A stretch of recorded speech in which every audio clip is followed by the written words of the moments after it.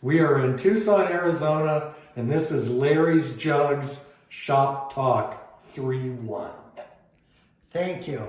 We're visiting Gary Tyke again, and we're talking about union stoneware. Really the biggest and most productive period of time, I believe, is from 1893 to 1898. In 1893, there was the beginning of the whiteware really working. 1894 was the formation of Union, which was huge. 1895 was the switching over to oil and using their catalog where a lot of the whiteware was mentioned. 1897 was when they were all in with whiteware. And pretty much for Minnesota stoneware, all the production was whiteware. Now we're coming to 1898. This is, in my opinion, the most important year for Red Wing Union Stoneware Company. And what we have is so unique. It is a picture of all their production at 1898. Gary, do you want to talk about it? What it was? The picture behind us is the exhibit at the Trans Exposition Fair of Union Stoneware Company. And in this picture, there's so many stories told here. One is, like any collector, I'd like to have some of the stoneware, the big jugs that say Union Stoneware Company, or a 40-gallon crock that says Union Stoneware Company Red Wing. You only wonder where all those pieces went, but I'm sure they were either buried in the dump or broken. But there's so many storylines in here, and Larry's going to talk about some with me. But you can see that the largest rubber stamped piece in this picture is a 6-gallon.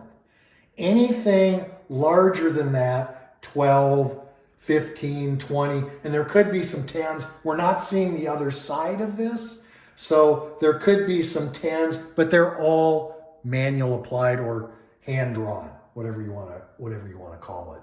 But in some of these pieces too, you can see there's whiteware with some advertising. There's 10-pound butters, 5-pound butters, 20-pound butters.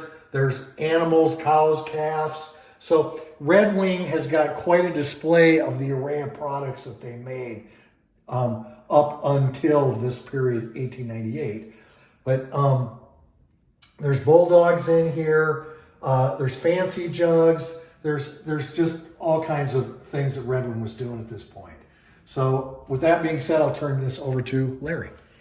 Now that Gary has said everything, let me just kind of add a few more. All of the 40s and the biggies are all stenciled. I think there's 7 or 8 stencil pieces in this display. But what's interesting, in 1898, this shows tons of different transitions. Here's a 20 with hand-drawn birch or hand-drawn leaves. Here's a 20 with elephant ears and Union oval. So you're going to see every combination. This is a 5 with a rubber stamp, the 6 here. So this represents, in 1898, they still were doing many different types of transitions. What Gary and I have come to a conclusion is the rubber stamp started with a 2. That was the first one. And they had a Minnesota, Minnesota stamp on it. Then, from that, they added more numbers. So in 1898, they were up to a 6. Now, as you look at bigger crocks, 25 is a good example. A lot of those are hand-drawn. Why? They never had a rubber stamp.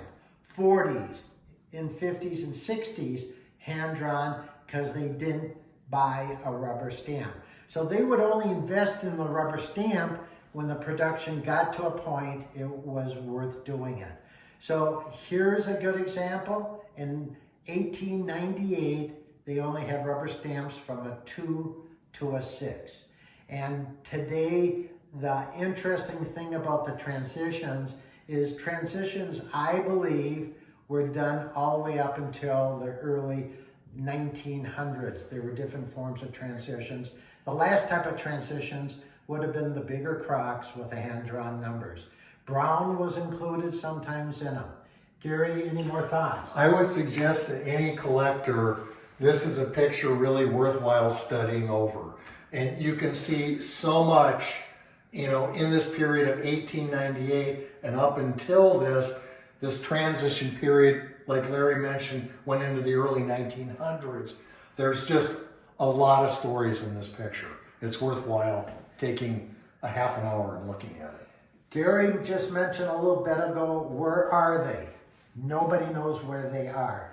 The likelihood they didn't get brought back to Red Wing. The likelihood is that they were shipped to Chicago. A lot of the products and wood and that did get shipped to Chicago. We don't know, none of them have ever surfaced. If you find indium, if you find anything close to this, call me, Larry Peterson, Larry's Jugs. I will come and get them from you. This is Larry's Jugs, number 31. Good help is From hard to Tucson, get. Arizona. Tucson, thank you. Thanks for watching.